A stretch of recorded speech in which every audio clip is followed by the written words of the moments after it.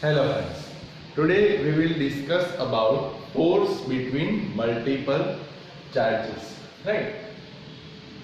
Now we know that Coulomb force is also known as a two-body force. It is between the 2-point charges. Right?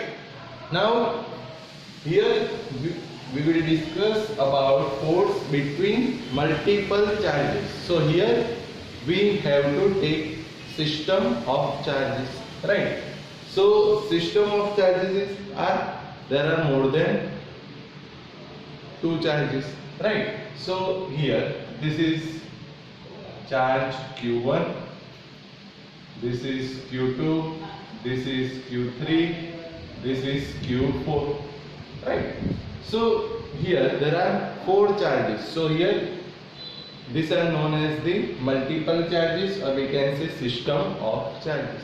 Now suppose we want to find out a force on charge Q1, right? So we have to find out the force on charge Q1. So here to find out total force, or we can say resultant force on charge Q1, we have to consider the individual forces. Like here force acting on Q1 by Q2, right? So here the direction is like this, force acting on Q1 by Q2. So this is known as F12, right? Force acting on Q1 by Q2.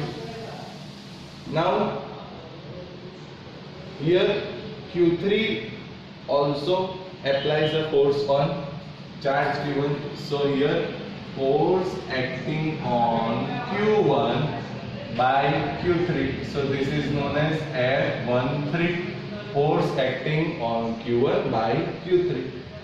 And this Q4 also applies force on Q1. So force acting on Q1. So F1 by Q4. So F14, right? So here on charge Q1 there are three forces, F12, F13 and F14, right? So first of all we have to define this individual force, right? So first of all the system of charges are shown in figure, right? You have to write this sentence. The system of charges are shown in figure. We have to find out the total force on charge Q1, right? So we have to find out total force on charge Q1, right? Now this total force is also known as the resultant force, right? So first of all we write the individual force F12, or we can say force acting on Q1 by Q2, right? So force acting on Q1 by Q2 defined by F12, right? So F12 is equals to K Q1 Q2 upon R12 square R12 cap, right? Now F13, so force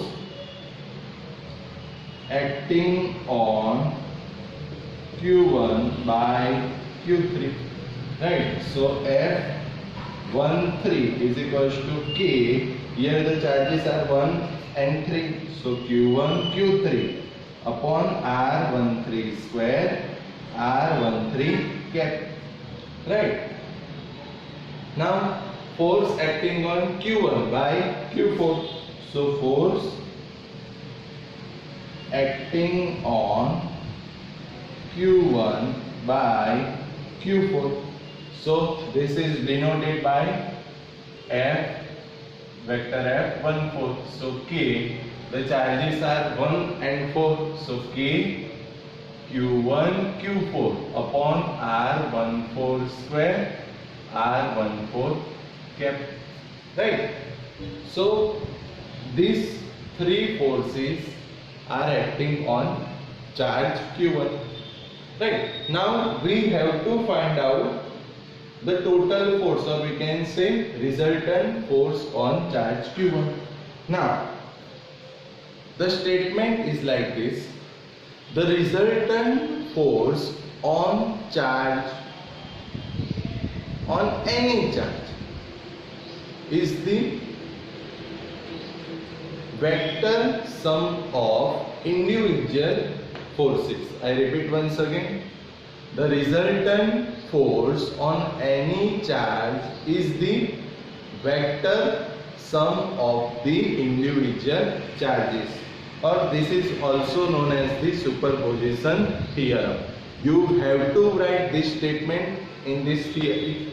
I repeat once again: the total force, or we can say the total Coulombian force, or we can say the resultant Coulombian force, is equals to the vector sum of individual forces on that charge, and this is known as the superposition theorem.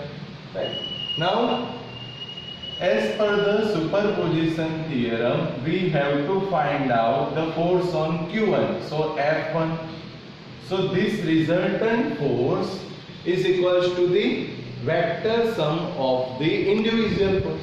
So here the individual forces are F12, F13 and F14.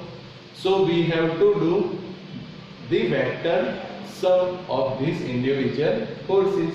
So F1 is equals to F12 plus F13 plus F14.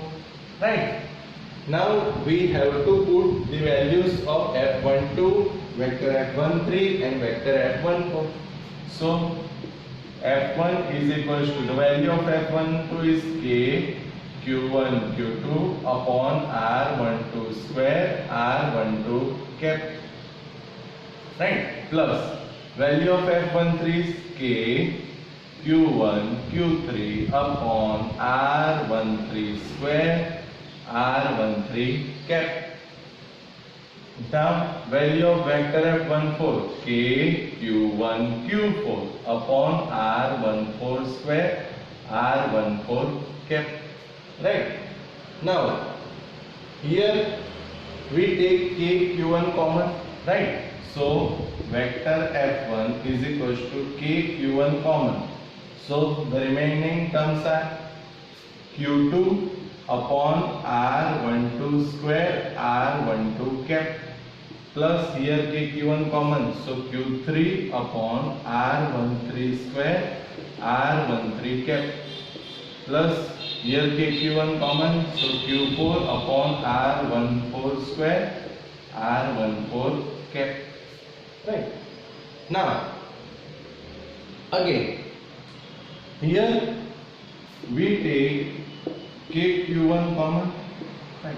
So here this is the addition. So we denoted addition by sigma. Right. So here we define a term for Q2, Q3, Q4. So here suppose we define term I. So here the charges are started from 2. So we take I is equals to 2. And last value is 4. So I is equals to 2 to 4. Right. So we can write that Qi, right, where I is 2, then 3, then 4, upon R12 square, R13 square, R14 square. So this term R1 square, R1 square we can take common. The next step is change 2, 3, 4. So here we denote it by I. So we can write that R1I square. And again R12, R13, R14. Here R1 is common. The next term is change. So here we denoted R1I. Right, where I starting from 2 and ending at 4. Right. So this is the equation of the force, right? This is I, right? I. Okay. Now here there are system of 4 charges. Now if there are n number of charges, right? So if there is a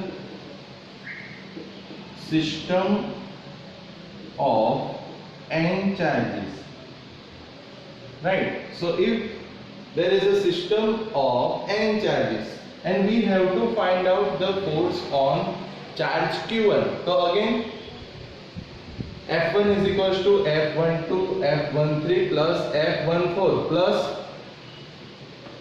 dot dot dot, right? F1 and so this process is simply you have to add the n term, right? And the formula is like F1 is equals to KQ1 same, sigma I is equals to 2.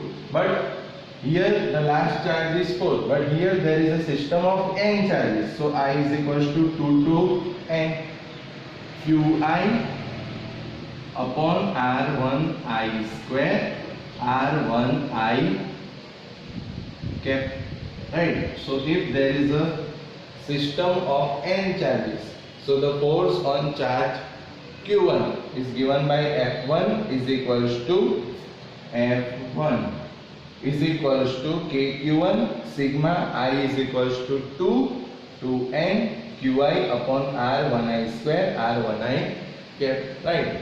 So this is the force between the multiple charges, right? Okay. Now